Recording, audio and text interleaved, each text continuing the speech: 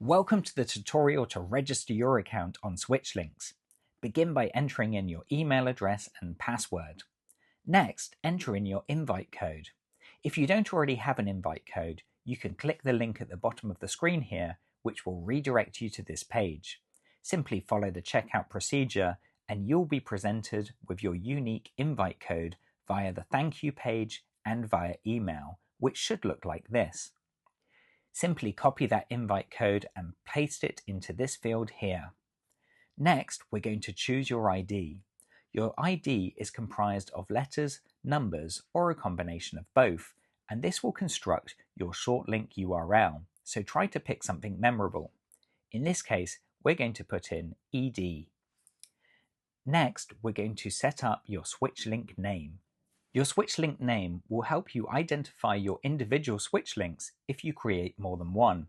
In this case, we're going to call this one Products. Next up, we're going to enter in your target redirect URL.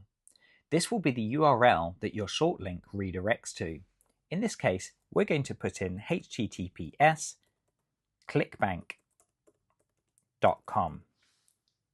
And that's it. Simply click register and you'll be taken to your SwitchLink control panel. If you scroll down the page, you will be able to see your static short link and your static QR code here. And these items will never change, but will always redirect to what you have saved in this redirect link URL field. So if we copy the short link and go to the page and paste that in, you will see that that short link redirects to ClickBank. If, however, we wanted to change this, we could simply change this redirect link to google.com or whatever you like, save the redirect link, and you will see that the static short link has still not changed. But if we enter that into the browser, you will see that now redirects to Google.